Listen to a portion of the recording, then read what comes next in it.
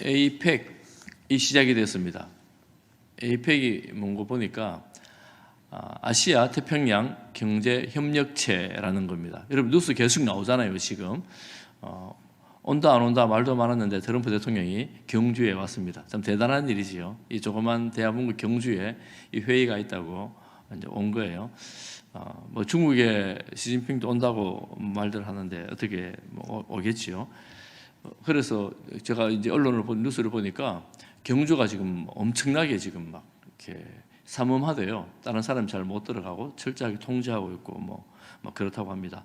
트럼프가 머무는 그 호텔은 지금 미국 사람만 사용할 수 있대요. 한국 사람, 다른 나라 사람 들어가지도 못하게 통제하고 있다. 뭐 이런 이야기가 들리더라고요. 며칠 동안 이제 이 에이펙 회의가 있을 텐데 에이펙이 이렇게 무슨 회의하는지를 잘 몰라고 제가 좀 찾아보니까 아시아 태평양의 21개국의 이제 21개국의 회원국으로 되어 있고 그 목표가 뭐냐, 회의를 왜 하느냐, 왜 뭐냐냐 보니까 첫 번째 목표는 경제 성장, 그리고 좋은 말로 해서 공동 번영을 위해서 이 회의가 있어요. 회의를 하고 그리고 뭐 방법은 보호 무역 장벽을 없애고 무역을 증진하고 또 교류를 확대하고 또 이제 서로 이렇게 교통을 하는 교류하는 그걸 목표로 해서 이제 모인다고 합니다.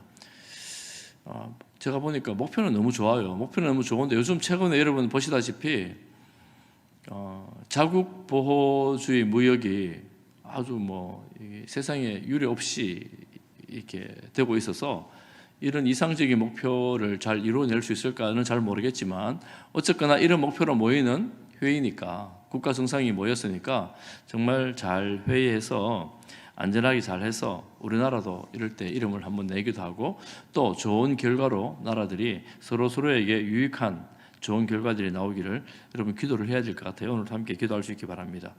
그런데 우리가 아는 것처럼 세상은 약육강식의 세상이죠. 강한 사람이 약한 사람들을 지배하고 삼켜 먹는 그런 세상 원리가 작동하는 것입니다. 그러니 우리가 더 기도해야 됩니다. 더불어 함께 잘 사는 수 있는 그런 나라가 될 수 있도록 약자들이 더 이렇게 살아갈 수 있는 공간들이 마련되어지도록 그런 좀 우리가 회의들이 되면 좋겠다 이런 생각을 하면서 이때 이 회의를 좀 바라봅니다. 세상에는 강대국이 있습니다. 여러분 강대국이 있죠. 약소국도 있습니다. 이 땅에는 약한 사람이 있고 강한 사람이 있습니다. 그리고 튼튼한 사람도 있고 병약한 사람도 있습니다. 혼자 살아가는 자연인이 아니라면 어떤 조직이든지 어떤 관계에서든지 어떤 공동체든지 보면 강한 사람이 있고 약한 사람이 있습니다. 약한 사람.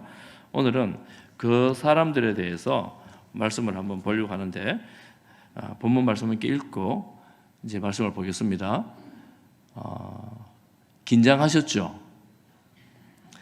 로마서 15장 원래 14장부터 제가 쭉 보려고 하는데 15장 1절부터 7절까지 말씀을 우리 함께 교독하겠습니다. 로마서 15장 여러분 성경을 다 펴놓으세요. 성경을 다 펴놓고 15장 1절부터 7절까지 한 절씩 교독하겠습니다. 15장 1절입니다. 믿음이 강한 우리는 마땅히 믿음이 약한 자의 약점을 담당하고 자기를 기쁘게 하지 아니할 것이라.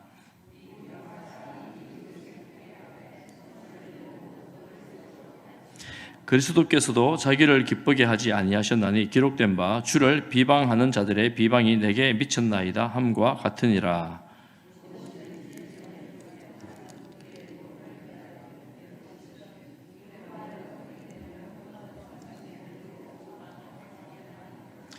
이제 인내와 위로의 하나님이 너희로 그리스도 예수를 본받아 서로 뜻이 같게 하여 주사.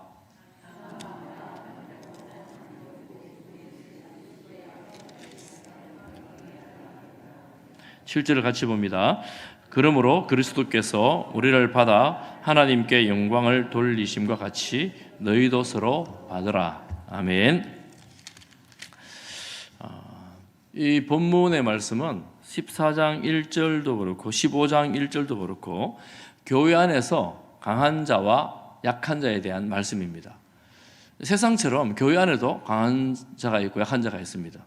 그런데 믿음이 연약한 자, 믿음이 강한 자 이렇게 볼 수가 있습니다. 사람들이 강하다 약하다라는 그 기준을 정할 때 상대적으로 정하죠. 나보다 뭔가가 강하고 나보다 좀 약하거나 못하면 이렇게 내가 더 강하고 네가 더 강하고 이런 기준을 정하게 됩니다. 그런데 이런 애매한 기준들이 있기 때문에 갈등이 떠나질 않습니다. 갈등이 떠나질 않고 갈등 때문에 사람이 마음이 상하기도 하고 관계가 틀어지기도 하고 그렇죠. 오늘 14장 15장에 나오는 이 본문의 배경을 잠깐 살펴봐야 되는데 이 믿음이 약하고 강하고 왜 기준을 뭘로 정하는가. 14장에 보면 먹는 음식에 대해서 지키는 날들에 대해서 말합니다. 그 당시 그러니까 교회 안에서 음식 문제 때문에 날들의 문제 때문에 갈등이 있었다라는 것을 알 수가 있습니다. 이게 무슨 말이냐면 여러분 구약 시대에 예수님이 오시기 전 예수님께서 오셔서 예루살렘 성전에서 이제 올라오셨죠.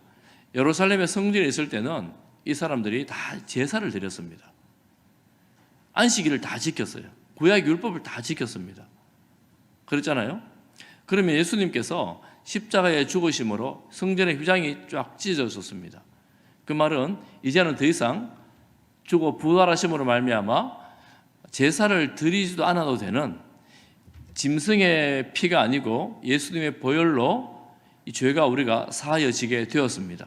제사를 드리지 않아도 되는 거예요. 그래서 예수님 믿는 우리는 제사를 더 이상 드리지 않잖아요. 제사를 드리지 않습니다. 그런데 그러면 안식일은 지켜야 될까 말아야 될까? 정결법, 이 음식은 정량한 음식이 있고 부정한 음식이 있는데 지켜야 될까 말아야 될까? 이런 논의들이 일어나기를 시작하겠죠. 유대인들은 그 당시 유대인들은 마땅히 늘 하던 대로 하는 거예요. 늘 하던 대로. 초기에 예수님을 믿는 그리스도인들은 안식일도 지키고 정결법대로 음식도 먹고 정한 음식만 먹고 이런 것들을 다 지켰다는 거예요.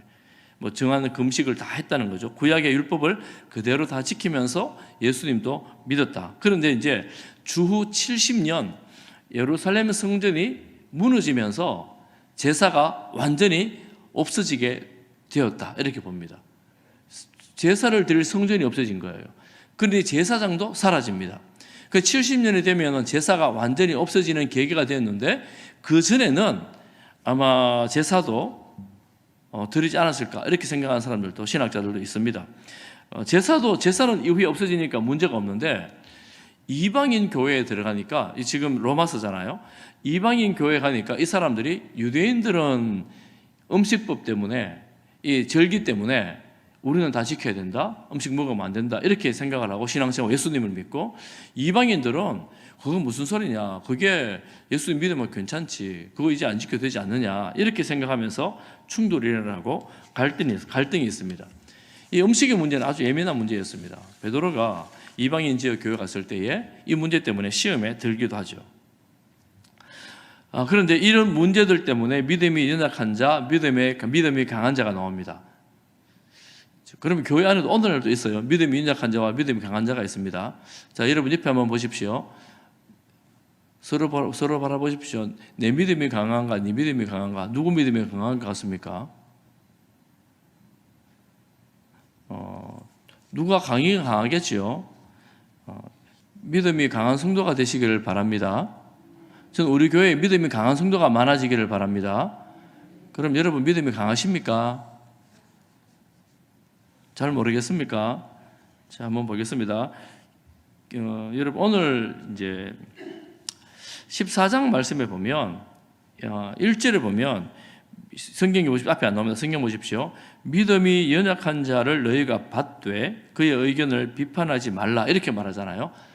그러면 믿음이 연약한 사람들이 있는데 그가 무슨 말을 할 때 그거에 대해서 비판하거나 정죄하지 말라 이렇게 말합니다.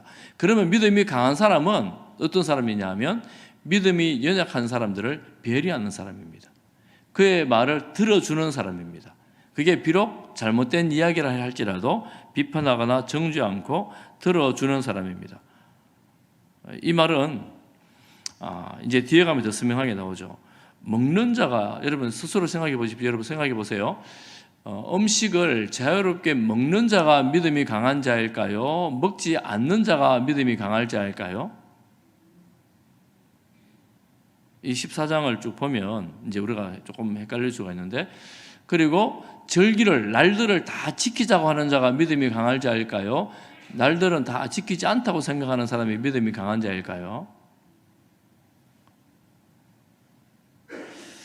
그런데 이런 문제가 이제 첨예하게 대립됩니다. 단지 음식 문제가 아니고 약간은 신학적인 문제이기도 합니다. 그러니까 교회 안에서 갈등이 나겠지요. 그런데 바울은 뭐라고 말하느냐면 2절에 보니까 14장 2절에 보니까 어떤 사람은 모든 것을 먹을 만한 믿음이 있고 믿음이 연약한 자는 채소만 먹느니라 이렇게 말씀하죠. 그러니까 모든 것을 믿는 그 믿음이 강한 믿음입니다. 이것저것 정결한 거 부정한 거 관련해가지고 이것만 먹어야 된다고 생각하는 사람은 약한 믿음의 소유자라고 말하는 거죠. 그런데 바울이 하는 말은 뭐냐면, 이 성경에서 하는 말은 그런 약한 믿음을 가진 자를 비판하지 마라, 정죄하지 마라 이렇게 말하는 거예요. 절기나 날들에 대해서도 이거 다 지켜야 된다고 말하는 사람들에 대해서 정죄하지 말고 비판하지 말고 그냥 그 사람들을 받아주라, 배려하라. 뒤에 가면 더 강력하게 말하는데 이렇게 말합니다. 왜 그렇게 해야 되느냐 하면 오늘 중요한 성경 구절인데요. 여러분 14장 7절 8절을 같이 한번 읽겠습니다. 7절 8절 6절도 같이 읽겠습니다. 6절부터 8절까지 우리 함께 같이 읽어보겠습니다. 성경 보십시오. 시작. 나를 중히 여기는 자도 주를 위하여 중히 여기고 먹는 자도 주를 위하여 먹으니 이는 하나님께 감사하며 먹지 않는 자도 주를 위하여 먹지 아니하며 하나님께 감사하느니라. 우리 중에 누구든지 자기를 위하여 사는 자가 없고 자기를 위하여 죽는 자가 없도다. 우리가 살아도 주를 위하여 살고 죽어도 주를 위하여 죽나니 그러므로 사나 죽으나 우리가 주의 것이로다. 아멘. 사나 죽으나 우리가 주의 것이로다. 아멘입니까? 여러분, 우리는 살아도 주님의 것이고 죽어도 주님의 것입니다. 우리 인생은 그런 인생이 된 거예요. 이제 내 인생은, 내 생명은 내 것이 아니고 주님의 것이다, 이런 인생이 된 겁니다. 그럼 먹는 것, 생명도 주님의 것인데 이 먹는 것 갖고 그거 날 지키는 거 가지고 너무 그러지 마라. 이게 본질이 아니다. 이렇게 말하는 거예요. 이게 본질이 아니다. 그럼 본질이 뭐겠습니까? 나는 주님의 것이다 하는 것입니다. 나는 주님의 것이다. 주님의 것으로 주님 안에서 행하는 것은 자유함으로 행할 수가 있게 되어집니다. 그런 약한 사람이 있으니까 비판하거나 정죄하지 말고 받아주라 이렇게 말하는 거예요. 그러니까 우리가 믿음의 강함과 약함의 유무를 가지고 누가 강하고 누가 강하고 이걸 따질 것이 아니고, 사실 따진다 해도 내가 주님의 것이다, 나는 주님을 위해 산다, 주님을 위해 먹는다, 주님을 위해 나를 지킨다라고 생각할 때에 다른 사람이 시험에 들지 않도록 하는 것이 강한 자다 이 말입니다. 강한 자는 거치는 것을 그 사람 앞에 두지 않는 것입니다. 그래서 내가 다른 사람에게 이런저런 기준을 강요함으로 그 규칙이나 법 때문에 누군가가 시험에 들게 된다면 이게 이제 약한 사람이 되는 거예요. 우리가 여러분 주변에 한번 보십시오. 야, 저 사람 정말 믿음 좋아, 신앙생활 정말 오래 해서 성경도 많이 알아. 이런데 계속해서 내가 아는 성경이나 이런 걸 가지고, 지식을 가지고, 교회에 대한 상식을 가지고 이거 이렇게 해야 돼, 안 하면 안 돼, 이렇게 해야 돼, 이렇게 해야 돼, 비판하고 정죄하고 너는 약한 사람이야 라고 말하는 그 사람은 내가 신앙생활 오래 하지 않고 잘 몰라가지고 이렇게 혹은 무지 때문에, 연약함 때문에 잘 하지 못하는 것보다 더 연약한 사람이 되는 거예요. 결론적으로 보면 그렇게 됩니다.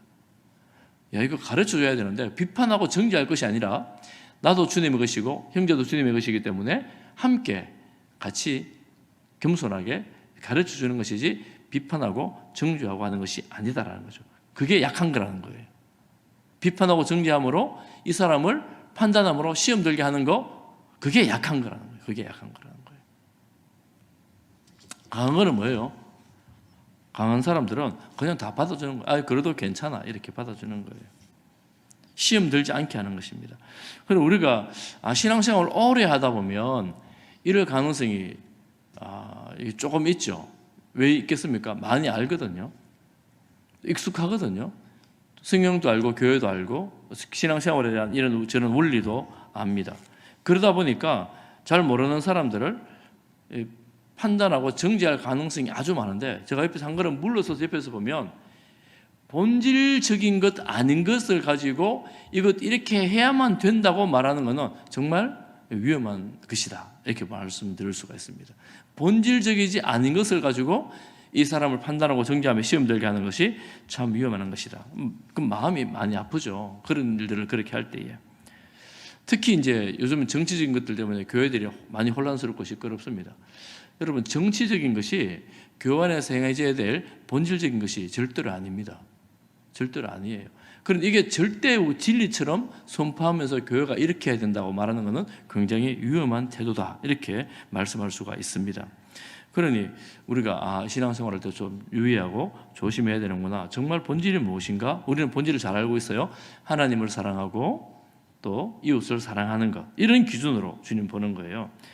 그러니 믿음이 내가 강하다고 생각했는데 알고 보니까 믿음이 약한 성도인 거예요. 그럴 때가 많이 있습니다. 알고 보면 내가 알고 있는 걸 잘못 알고 있는 것도 많이 있고, 성경적이지 않은 것도 많이 있고, 또 비본질적인 것도 많이 있어요.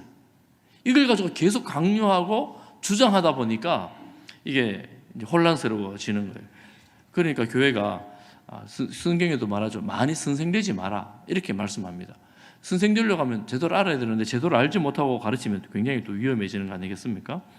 그러니까 많이 아는 것이 굉장히 신앙생활에 유익합니다. 알아야 돼요. 알아야 되는데 나무라고 판단하는 것은 하면 안 되겠다 하는 것을 말씀을 합니다. 우리 알다 보면 그럴 수밖에 없잖아요. 봉사도 마찬가지입니다. 봉사를 안 하거나 잘 모르는 사람들은 남들을 가르칠 일도 없고 남들에게 하라고 말을 할 일도 없잖아요. 교회에서 봉사도 하지 않고 잘 알지도 못하고 예배도 잘 안 드리면서 너 왜 예배 안 드리니? 너 왜 일하지 않니? 이렇게 말 못 하잖아요. 하는 사람들이 주의하고 조심해야 된다. 이게 이제 첫 번째 원리다 이렇게 말할 수가 있습니다. 그러다 보니까 이렇게 할 때 혼란스러운 게 있어요. 야, 이거 어떻게 가르쳐야 되나? 어떻게 지혜롭게 해야 되나? 신앙이 자라가야 되는데 어떻게 도와줘야 되나? 이제 두 번째 원리가 17절 말씀에 나옵니다. 여러 가지로 정리를 했는데 제가 17절 말씀에 보면 우리 4장 17절을 같이 한번 읽어보겠습니다. 성경 보십시오. 4장 17절 시작. 하나님의 나라는 먹는 것과 마시는 것이 아니요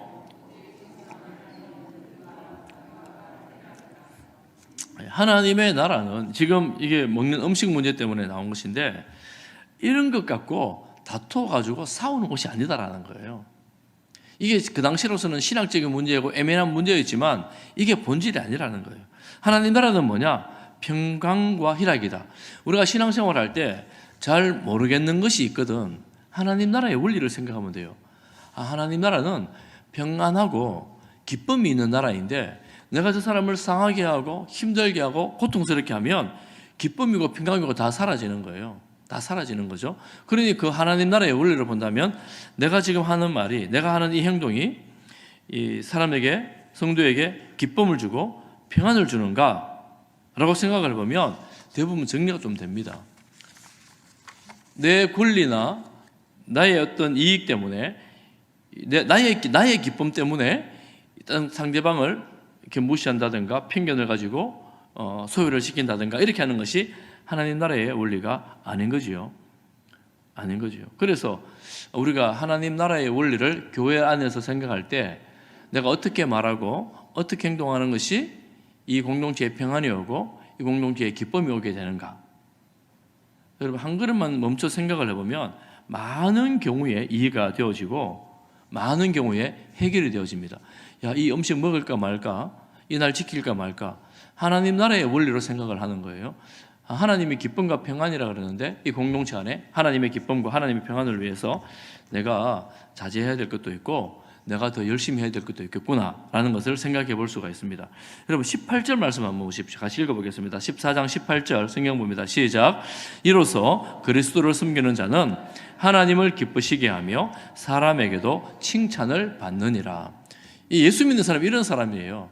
하나님께 영광을 올려드리고 하나님께도 기쁨이 되고 사람들에게도 칭찬을 듣는 사람입니다. 칭찬을 듣겠지요. 비방하거나 정죄하거나 판단하지 않고 약한 자를 받아주니까 이게 이제 성숙한 사람, 강한 사람이 되는 거예요. 누가 강한가?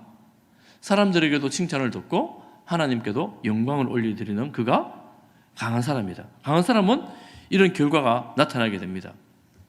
바울은 뭐라고 말하느냐면 너희들이 실족할 것 같으면 나는 고기 안 먹겠다 이렇게 말합니다. 바울은 먹을 자유가 있는 신학적으로 자유가 있는 사람이었지만 나는 혹시나 유대인 너희가 실족할 것 같으면 나는 안 먹지 않겠다 이렇게 말합니다.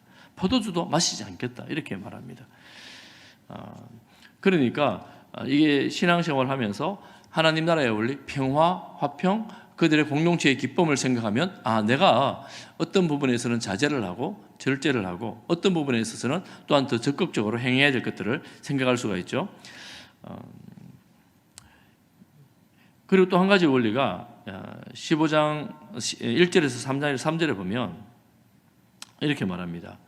15장 1절을 다시 한번 읽어보겠습니다. 15장 1절입니다. 시작. 믿음이 강한 우리는 마땅히 믿음이 약한 자의 약점을 담당하고 자기를 기쁘게 하지 아니할 것이니라. 믿음이 강한 사람은 믿음이 약한 자의 뭘 담당을 합니까? 약점을 담당합니다. 약점. 믿음이 약한 자의 약점이 안 있겠어요? 그 사람이 신앙의 도리를 잘 모르기도 하고 때로는 이런저런 예배를 잘 드리지도 못하고 또한 이 봉사를 잘 하지 못하고 이런 약점들이 있을 거 아니에요? 이런 약점들을 담당하는 거예요. 이 담당한다는 말이 뭘까? 담당한다는 말은 짐을 내가 진다는 의미입니다. 짐을 내가 진다. 그 약점에 대한 짐을 내가 진다. 내가 부담하겠다. 이런 의미입니다. 그러니까 교회 안에서 참 이런저런 약한 부분들이 있는데 내가 그 약한 점을 내가 담당을 해서 내가 일하겠다라고 생각하는 그 사람이 강한 사람이에요. 강한 사람인데 여러분 이게 하루 이틀이고 한두 번이지 계속 어떻게 하겠어요? 금방 지치고 말죠. 계속하면 지치고 말잖아요. 지치고 마는데 그래서 이 공동체가 나만의 기쁨을 추구하지 않고 공동체의 기쁨을 추구하면서 함께 그렇게 추구하는 사람들이 많아질 때 건강한 교회가 되고 강한 교회가 되는 거예요. 요즘에 유행하는 용어 중에 한 가지가 강소교회라는 말입니다. 강소교회. 강하지만 작은 교회를 의미하는 거예요. 강하지만 작은 교회. 저는 사실은 개인적으로 이 단어를 쓰기를 좋아하진 않는데 2026년도 주요 용어에 들어가 있어요. 이 용어가 교회에 대해서 강하지만 작은 교회를 추구하는 그런 사람들이 많아졌다. 지금도 많이 있다고 합니다. 강하지만 작다. 말의 의미는 알겠는데 합당한지는 조금 생각해 볼 여지는 있는 것 같아요. 강한 사람들은 함께 세워갈 수 있는 리더십이 있는 사람들입니다. 그래서 나 혼자서 이 일들을 감당해 나가는 것이 아니라 함께 추구해 나갈 수 있는 사람들이, 교회는 이렇게 함께 일하는 그런 공동체가 되어져야 합니다. 함께 일하는 거예요. 그러면 이게 일하면서 지치는 것이 덜할 것이고 내가 힘에 부치는 것이 덜할 것이고 함께 일하면서 유대가 더 생겨짐으로 함께 하나님 나라를 세워가는 강한 공동체가 되어지는 것입니다. 교회가 강한 공동체가 된다는 것은, 건강한 교회가 된다는 것은 바로 이런 의미가 있습니다. 여러분들 이제 교회를 보면서 어떤 관점에서 교회를 볼 수 있는가 하면은 약한 사람이 있으면 내가 가서 이제 짐을 대신 좀 져줘야겠다. 무거운 걸 들고 가면 좀 같이 들어줘야 될 것 아니에요? 어떤 사역을 하는데 재정이 필요하면 함께 우리가 감당해 줘야 될 것 아닙니까? 이런 식의 짐을 함께 지는 거예요. 함께 들고 가는 겁니다. 이 담당한다는 말의 원어 의미는 같이 들어준다는 의미입니다. 같이 들고 가는 거예요. 같이 감당을 해주는 것입니다. 그런데 혼자 하다가 둘이 하면 낫고, 둘이 하다가 셋이 하면 낫고, 넷이 하면 낫고, 이렇게 교회가 함께 일하는 겁니다. 그런데 조금 전에 말씀드린 것처럼 저 혼자 고생하고 있는 사람들인데 쓸데없는 거 그거 왜 하노? 안 해도 된다. 이렇게 말하면 이게 힘이 빠지게 되는 거죠. 더 약해지게 되는 거죠. 더 약해지게 되는 거죠. 그래서 본질적으로 교회가 감당해야 될 사역들에 대해서 우리가 함께 짐을 지는 것입니다. 함께 기도하고, 함께 전도하고, 함께 예배드리고, 함께 봉사하고, 함께 행해 나가는 거예요. 함께 행해 나갈 때, 이렇게 봉사할 때 본문에서는 그리스도의 예를 듭니다. 그리스도의 예를 드는데 예수님은 자기를 기쁘게 하지 않았다 이렇게 말합니다. 자기를 기쁘게 하지 않았다. 15장 3절에 보면 자기를 기쁘게 하지 않고 모든 그 수욕을 다 당하신 거잖아요. 이게 나의 기쁨만이 아니라 그리스도 공동체 다른 사람을 살리기 위해서 기쁨을 이제 가지는 거예요. 주님처럼 주님이 십자가 지는 거 이렇게 힘들어 하셨잖아요. 그 길을 별로 가고 싶어 하지 않았지만 하나님의 말씀에 순종하며 가신 거고 인류를 구원하는 십자가였잖아요. 그렇게 우리가 생각하고 우리의 삶에 적용을 한다 그러면 이게 주님을 섬기고 교회를 섬기는 것이 공동체 그리고 하나님의 기쁨을 위해서 내가 자신을 드리는데 드릴 때는 뭐가 따르냐면 나의 손해가 따릅니다. 헌신은 나의 손해가 따르는 거예요. 내가 나의 것을 가지고 내 몸이든 시간이든 재정이든 내가 하나님을 위해서 공동체를 위해서 드리는 거예요. 드릴 때 여기 함께 하는 거잖아요. 여러분 근데 내 자유를 포기하는 거, 내 시간을 헌신하는 거잖아요. 내 재정을 헌신하는 거잖아요. 드릴 때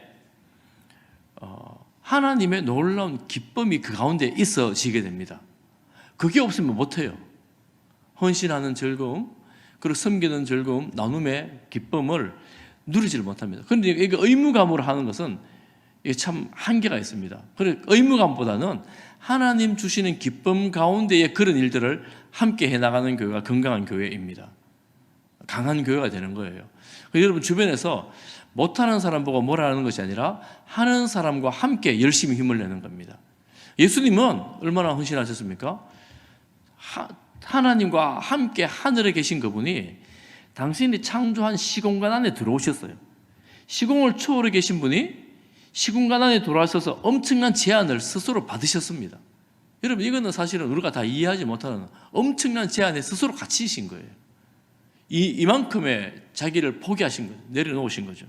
우리가 그만큼은 우리가 다 드릴 수는 없지만 우리의 시간과 우리의 마음과 우리의 생각과 힘을 모아서 하나님 나라를 함께 세워가는 공동체가 강한 교회이고 또한 하나님의 나라의 원리가 적용되는 그런 교회이고 누가 흔들어도 흔들리지 않는 그런 교회가 되어집니다. 저는 우리 교회에 이런 일들이 의무가 아니고 기쁨으로 행해 줄 수 있기를 간절히 소망합니다. 여러분 지금 피택직분자 이제 공부를 하잖아요. 하고 있는데 이 자리도 몇 번 오셨지만 이제 우리가 직분을 받게 되면 직분이 없을 때보다 더한 의무가 생겨집니다. 책임감이 생겨집니다. 이거 어쩔 수 없이 주어지는 것들이잖아요. 시선들도 있습니다. 그러니까 이게 참 무겁죠. 내가 그만큼 아직 준비도 잘 되어 있지 않고 우리가 나눔하면 그런 말들 많이 해요. 내가 이만큼 준비가 되었나 이런 말들을 많이 하시는데 사실상 참 무거운 일이고 힘든 일이기도 합니다. 그렇지만 이게 내가 의무감으로 하겠다고 생각하면 할 수는 있어요. 능력들이 있으니까. 그런데 한계가 있습니다. 그래서 의무감으로 하는 것이 아니라 제가 계속해서 기도하는 것은 여러분 같이 기도할 때마다 하나님을 사랑하는 마음으로 하는 것입니다. 그래서 직분을 받을 때 가장 중요한 것은 하나님을 더 사랑하는 것입니다. 주님의 교회를 더 사랑하는 것입니다. 하나님을 사랑하고 주님의 교회를 사랑하는 마음을 할 때 우리 안에 기쁨이 솟아나게 되죠. 기쁨이 생겨지게 되죠. 왜냐하면 주님이 잘 되고 내가 잘 되게 해드릴 수는 없지만 교회가 잘 되는 것을 보는 것이 기쁨이고 그럴 때 우리가 그 일에 함께 헌신하는 것이 얼마나 마음이 좋잖아요. 그런 공동체가 되는 것이지요. 저는 그래서 이 교회 안에 있는 강한 자와 약한 자 사이의 갈등이 혹시나 어려움들이 하나님 안에서 하나님이 주시는 기쁨으로 해소가 되어지고 하나님 안에서 함께 행할 때에 하나님의 그 뜻이 우리 가운데 이루어지는 하나가 되어지고 연합이 되어지는 그런 교회로 세워지기를 간절히 소망하며 축복합니다. 마지막 원리 한 가지만 말씀을 드리고 마칩니다. 6절 말씀, 우리가 읽었던 말씀인데 6절 말씀에 다시 한번 읽어보겠습니다. 6절, 15장 6절 시작. 한 마음과 한 입으로 하나님 곧 우리 주 예수 그리스도의 아버지께 영광을 돌리게 하려 하노라. 우리 그리스도인의 삶의 궁극적 방향은 하나님께 영광입니다. 하나님께 영광. 내가 하는 말이, 내가 하는 태도가, 내가 하는 삶이, 내가 하는 일이, 관계가 하나님 앞에 영광이 되어지는가를 보는 거예요. 첫 번째 원리가 약한 자를 배려하는 것입니다. 약한 자를 배려하고 돌봐주고 약한 자를 이제 섬겨주는 거죠. 두 번째 원리가 뭐라 그랬습니까? 두 번째 원리는 하나님 나라의 원리라 그랬습니다. 하나님 나라의 원리는 희락, 화평과 기쁨이라 그랬습니다. 화평과 기쁨. 교회 안에 있는 여러 가지 갈등은 약한 자를 돌봐주는 것, 하나님의 기쁨과 하나님 나라의 평화가 있는 것. 세 번째로는 이것들을 통해서 하나님께 영광을 올려드리는 것입니다. 그리고 쭉 보면 이 교회의 주체는 민주주의가 아니고 하나님주의입니다. 그래서 교회 온 성도들은 하나님 중심으로 행하는 사람들입니다. 그래서 예수님이 높아지고 하나님이 높아지고 하나님께 영광이 올려진다면 우리는 말로 다 할 수 없는 평안과 기쁨을 누리는 이 성도가 되어지는 것이죠. 그런데 우리가 제가 방금 드린 이 말씀에 우리 장로님 아멘 하셨어요. 방금 드린 이 말씀에 내가 더 기뻐야 되는데, 내가 더 이익을 봐야 되는데, 내가 이거 해결돼야 되는데, 이게 계속 우리 인생의 목표는 우리가 내게로 계속 집중되어지는 거예요. 내게로. 이것이 내게로 집중되는 게 아니라 하나님께 기쁨이 되고 하나님께 영광이 되고 또 공동체가 기쁨이 되고 이렇게 우리의 관점이 하나님 중심으로 변화되어지기 시작할 때 비로소 십자가 능력을 내 삶에서 조금씩 경험하면서 다른 사람을 향해서 긍휼히 여김과 배려하는 마음이 정죄와 판단보다 더 앞서게 되고 이렇게 섬기게 되는 삶으로 나오게 되는 것이죠. 그래서 사실은 기독교 신앙의 가장 근본은 창조주 하나님, 나를 만드신 창조주 하나님 그분이 온전히 나의 왕이시고 내 인생의 주인이시다는 것들을 고백하고 또 세상에 선포해내는 것입니다. 이게 이제 세상에 선포되면 세상은 극렬하게 저항하죠. 무슨 소리냐? 네가 왕이고 내가 왕이고 내가 마음대로 내 마음의 기쁨을 위해서 살아야 되는데 하나님을 위해 살다니 말이 안 된다. 이렇게 생각하게 되는 거죠. 여러분 어떻습니까? 우리 교회가 정말 주님의 영광 그리고 우리가 사나 죽으나 주님을 위하여 주님의 것이기 때문에 주님을 위하여 살아가는 그런 성도가 되기를 간절히 소망하며 축복합니다. 또 가끔 이런 말들 하는 분들이 있습니다. 교회가 세상의 빛과 소금이 되어야 된다. 그래서 왜 교회가 세상을 향해서 이런저런 일을 하지 않느냐 이렇게 말하는 사람들이 있습니다. 그런데 사실은 그것도 정말 중요한 주님의 말씀인데 그것보다 더 중요한 것 한 가지가 뭐냐면 교회가 주님의 일을 하려고 하면 먼저 교회가 되어야 합니다. 교회가 되어야지 교회가 주님의 일을 할 수가 있어요. 교회가 안 됐는데 주님의 일을 하려고 하다 보면 다툼과 싸움이 일어납니다. 이상하지요? 교회가 되어야 됩니다. 교회가 어떤 공동체입니까? 세상으로부터 예수 그리스도를 구주와 주님으로 하나님의 영광을 위해 살아가기를 작정하고 따르는 사람들이 교회입니다. 그래 내가 교회인가? 내가 정말 지금 주님 중심으로 살아가고 있는가를 물어본다면 우리의 예배, 우리의 사역, 우리의 봉사 이 모든 것들이 하나님 안에서 하나님의 영광을 위해서 이 정렬이 쫙 돼가지고 교회 안에 기쁨과 평안이 있을 것입니다. 하나님 나라의 이 모델로서의 교회를 볼 수 있게 될 것입니다. 우리 교회가 그 영광을 함께 볼 수 있기를 주님의 이름으로 축복합니다.